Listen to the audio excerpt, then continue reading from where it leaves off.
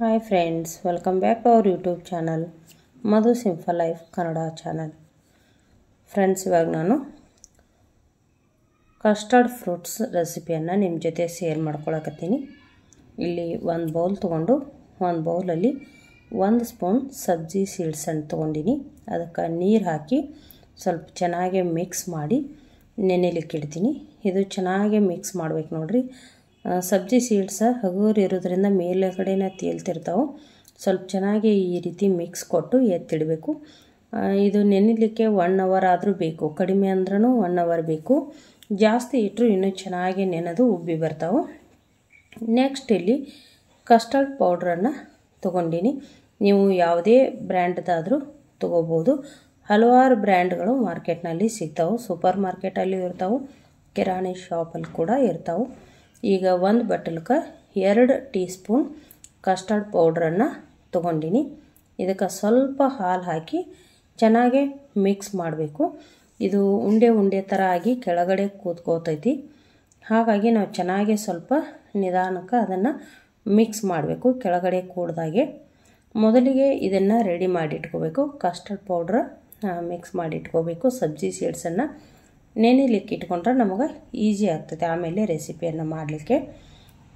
ಈಗ ನಾನಿಲ್ಲಿ ಅರ್ಧ ಲೀಟ್ರ್ ಹಾಲು ತೊಗೊಂಡಿನಿ. ಸ್ಟವ್ ಮೇಲೆ ಅರ್ಧ ಲೀಟ್ರ್ ಹಾಲು ಹಾಕಿ ಕುದಿಲಿಕ್ಕೆ ಇಡಬೇಕು. ಈಗ ಈ ಹಾಲಿಗೆ ಕಸ್ಟರ್ಡ್ ಪೌಡ್ರ್ ಏನು ಮಿಕ್ಸ್ ಮಾಡಿ ಇಟ್ಕೊಂಡಿದ್ದೀವಲ್ಲ ಅದನ್ನು ಹಾಕಿ ಹಾಲು ಕುದಿಸ್ಬೇಕು. ನೋಡಿರಿ, ಎಷ್ಟೇ ಮಿಕ್ಸ್ ಮಾಡಿದರೂ ಈ ಥರ ಬಟ್ಟಲ್ಗೆ ಹತ್ಕೊಂಡಿರ್ತೈತಿ. ಸ್ವಲ್ಪ ಹಾಲು ಹಾಕಿ ಅದನ್ನು ತೆಗೆದು ಹಾಕಬೇಕು. ಇನ್ನು ಹಾಲು ಕುದಿಯುವಾಗೂ ಕೂಡ ನಾವು ತಿರುಗಿಸ್ತಾ ಇರಬೇಕು. ತಿರುಗಿಸ್ದೇ ಇದ್ದರೆ ಕಸ್ಟರ್ಡ್ ಪೌಡ್ರ್ ಕೆಳಗಡೆ ಕೂತ್ಕೊಂಡು ಅಂಟ್ಕೋತಿರ್ತೈತಿ. ಇಲ್ಲಿ 1 ಬಟ್ಲ ಶುಗರ್ ತೊಗೊಂಡಿನಿ. ಶುಗರ ನೀವು ನೋಡಿ ತೊಗೋಬೋದು. ಫ್ರೂಟ್ಸು ಸ್ವೀಟ್ ಇರೋದರಿಂದ ಕೆಲವೊಬ್ಬರು ಸ್ವೀಟ್ ಜಾಸ್ತಿ ತಿಂತಾರೋ, ಕೆಲವೊಬ್ಬರು ಕಡಿಮೆ ತಿಂತಾರೋ. ನೀವು ನೋಡಿ ಹಾಕೋಬೋದು. ಕಡಿಮೆ ಅನಿಸಿದ್ರೆ ಮತ್ತೆ ಮೇಲ್ಗಡೆ ಸ್ವಲ್ಪ ಹಾಕ್ಲಿಕ್ಕೆ ಬರ್ತೈತಿ. ಹಾಲು ಕುದಿಯುವಾಗ ನಾವು ಅದನ್ನು ಟೇಸ್ಟ್ ಮಾಡಿಬಿಟ್ಟು ನಮಗೆ ಶುಗರ್ ಕಡಿಮೆ ಅನಿಸಿದ್ರೆ ಮತ್ತೆ ನಾವು ಆ್ಯಡ್ ಮಾಡ್ಬೋದು. ಈ ಥರ ಸ್ವಲ್ಪ ತಿರುಗಿಸ್ತಾ ಇರಬೇಕು.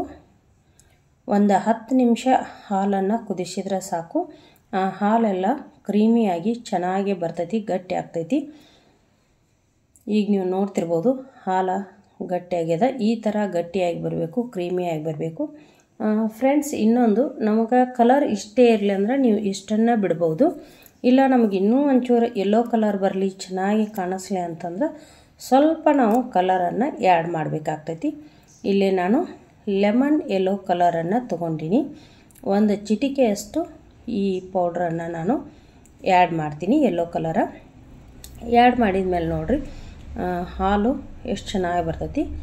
ಕಸ್ಟರ್ಡ್ ಮಿಲ್ಕ್ ಯೆಲ್ಲೋ ಕಲರ್ ಚೆನ್ನಾಗಿ ಕಾಣಿಸ್ತೈತಿ. ನೋಡಿರಿ, ಇವಾಗ ನೋಡಲಿಕ್ಕೆ ಯಾವ ಥರ ಕಾಣಿಸ್ತೈತಿ ಅಂಥೇಳಿ. ಈ ಥರ ನಾವು ಮನೆಯಲ್ಲೇ ಮಾಡಿ ಕೊಡೋದ್ರಿಂದ ಮಕ್ಕಳು ದೊಡ್ಡವರು ಎಲ್ಲರೂ ಇಷ್ಟಪಟ್ಟು ತಿಂತಾರೋ. ಆಮೇಲೆ ಹೆಲ್ದಿಯಾಗಿರ್ತೈತಿ. ಹೊರಗಡೆಯಿಂದ ಜ್ಯೂಸ್ ತೊಗೊಂಡು ಕುಡಿಯೋದಕ್ಕಿಂತ ಮನೆಯಲ್ಲೇ ಈ ರೀತಿ ನಾವು ಮಾಡಿಟ್ಕೊಂಡು ತಿನ್ಬೋದು. ಇವಾಗ ಮಿಲ್ಕ್ ನೋಡಿರಿ ಗಟ್ಟಿಯಾಗಿ ಬಂದೈತಿ. ಒಂದು 10 ನಿಮಿಷ ಆಯಿತು. ಇವಾಗ ಕುದಿಸಿದೆ. ಈಗ ಸ್ಟವ್ ಆಫ್ ಮಾಡಿ ಮಿಲ್ಕ್ ತಣ್ಣಗಾಗ್ಲಿಕ್ಕೆ ಬಿಡೋಣ.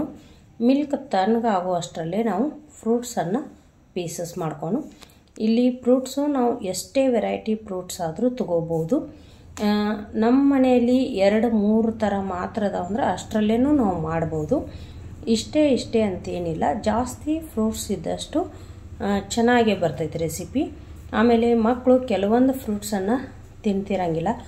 ಈ ಥರ ಫ್ರೂಟ್ ಕಸ್ಟರ್ಡ್ ಮಿಲ್ಕನ್ನು ಮಾಡಿಕೊಟ್ರೆ ಎಲ್ಲ ವೆರೈಟಿ ಫ್ರೂಟ್ಸನ್ನು ತಿನ್ನದೇ ಇರೋರು ಕೂಡ ತಿನ್ಬೋದು. ಆ ಒಂದು ರೀಸನ್ನಿಗೆ ಕಸ್ಟರ್ಡ್ ಫ್ರೂಟ್ಸನ್ನು ನಾವು ಮಾಡಿಕೊಡ್ಬೋದು. ಆಮೇಲೆ ತುಂಬ ಟೇಸ್ಟಿಯಾಗಿರ್ತೈತಿ, ಕ್ರೀಮಿ ಆಗಿರ್ತೈತಿ, ಚೆನ್ನಾಗಿರ್ತೈತಿ. ಆಮೇಲೆ ಹೆಲ್ದಿ ಕೂಡ ಇದು. ಮಿಲ್ಕು, ಫ್ರೂಟ್ಸು ಎಲ್ಲನೂ ಹೆಲ್ದಿ ಐಟಮ್ಸನ್ನೇ ಇರ್ತೈತಿ ಇದರಲ್ಲಿ. ಇಲ್ಲಿ ನಾನು 1 ಸಪೋಟ ತೊಗೊಂಡೆ, 1 ಆ್ಯಪಲ್, 1 ಬನಾನಾ, ಅದರ ಜೊತೆಗೆ ಸ್ವಲ್ಪ ಕರ್ಬೂಜ ತೊಗೊಂಡಿನಿ. ಇದರೊಟ್ಟಿಗೆ ಕಲ್ಲಂಗಡಿ 1 ತೊಗೋತೀನಿ. ಇಲ್ಲಿ 5 ಥರ ಹಣ್ಣನ್ನು ನಾನು ತೊಗೊಂಡೆ. ಇದರೊಟ್ಟಿಗೆ ದಾಳಿಂಬೆ ಮತ್ತು ದ್ರಾಕ್ಷಿ ಇದ್ದರೆ ಇನ್ನೂ ಕಲರ್ಫುಲ್ಲಾಗಿ ಕಾಣಿಸ್ತೈತಿ. ಕರಿ ದ್ರಾಕ್ಷಿ ಮತ್ತು ಹಸಿರು ದ್ರಾಕ್ಷಿ ಮತ್ತು ದಾಳಿಂಬೆ, ಇವು 3 ಹಣ್ಣಂತರೂ ಭಾರಿ ಹೈಲೈಟಾಗಿ ಕಾಣಿಸ್ತಾವೆ. ಇನ್ನು ಆ್ಯಪಲ್ ಅಂತೂ ಇರಲೇಬೇಕು ನೋಡಿರಿ. ಆ್ಯಪಲ್ ಇದ್ರೆ ಬಾಯಲ್ಲಿ ಕ್ರಿಸ್ಪಿಯಾಗಿ ಚೆನ್ನಾಗಿ ಬರ್ತೈತಿ. ನಮ್ಮ ಮನೆಯಲ್ಲಿ ಎಷ್ಟು ವೆರೈಟಿ ಫ್ರೂಟ್ಸ್ ಇರ್ತಾವಲ್ಲ ಅಷ್ಟು ತೊಗೊಂಡು ಮಾಡ್ಬೋದು. ಇಷ್ಟೇ ಬೇಕಂತೇನಿಲ್ಲ. ಈಗ ನೋಡಿರಿ ನಾನು ಫ್ರೂಟ್ಸನ್ನು ಇದಕ್ಕೆ ಆ್ಯಡ್ ಮಾಡಿದೆ. ಈಗಿದು ತಣ್ಣಗಾಗೈತಿ. ಇನ್ನೊಂದು ಸ್ವಲ್ಪ ಕಲ್ಲಂಗಡಿ ಹಾಕಬೇಕನ್ನಿಸ್ತು. ಬರೀ ಎಲ್ಲೋ ಕಾಣಿಸಾಕತ್ತಿತ್ತು.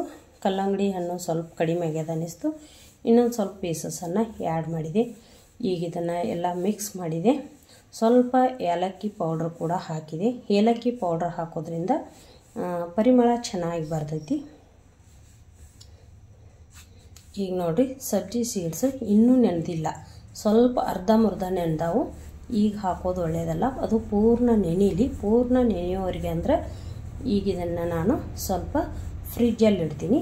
ಫ್ರಿಜ್ಜಲ್ಲೇ 2 ಅವರ್ ಇಟ್ಟು ತೆಗೆದೆ. ಫ್ರಿಜ್ಜಲ್ಲಿ ಇಟ್ಟು ತೆಗೆದ್ಮೇಲೆ ಫುಲ್ ಕೋಲ್ಡಾಗಿ ಗಟ್ಟಿಯಾಗಿ ಬಂದಿರ್ತೈತಿ. ಅದಾದ ನಂತರ ನಾವು ಸಬ್ಜಿ ಸೀಡ್ಸನ್ನು ಆ್ಯಡ್ ಮಾಡ್ಬೋದು. ನಿಮ್ಮ ಮನೆಯಲ್ಲಿ ಸಬ್ಜಿ ಸೀಡ್ಸ್ ಇಲ್ಲಾಂದ್ರೆ ಹಾಗೆ ಕೂಡ ನೀವು ಮಾಡ್ಬೋದು. ಅದು ಇದ್ರೆ ಇನ್ನೂ ಚೆನ್ನಾಗಿ ಕಾಣಿಸ್ತೈತಿ. ಫಲೋದಾ ಒಳಗದು ಹಾಕಿರ್ತಾರೆ ನೋಡ್ರಿ, ಚೆನ್ನಾಗಿ ಕಾಣಿಸ್ತಿರ್ತೈತಿ, ಹೆಲ್ದಿ ಕೂಡ. ಆ ಒಂದು ರೀಸನ್ಗೆ ನಾನು ಮನೆಯಲ್ಲಿತ್ತು ಸ್ವಲ್ಪ ನೆನೆಸಿಬಿಟ್ಟು ಹಾಕಿದೆ. ಈಗ ನೋಡಿರಿ ಬೌಲಲ್ಲಿ ಹಾಕಿ ಮಕ್ಕಳಿಗೆ ಸರ್ವ್ ಮಾಡ್ತೀನಿ. ಎಷ್ಟು ಚೆನ್ನಾಗಿ ಬಂದೈತೆ ಅಂಥೇಳಿ. ಈ ಒಂದು ರೆಸಿಪಿ ನಿಮಗೆ ಇಷ್ಟ ಆದರೆ ನನ್ನ ಚಾನಲನ್ನು ಸಬ್ಸ್ಕ್ರೈಬ್ ಮಾಡ್ಕೊರಿ, ಲೈಕ್ ಮಾಡಿರಿ. ಇನ್ನೂ ಹೊಸ ರೆಸಿಪಿಯೊಂದಿಗೆ ಬರ್ತೀನಿ. Thank you for watching.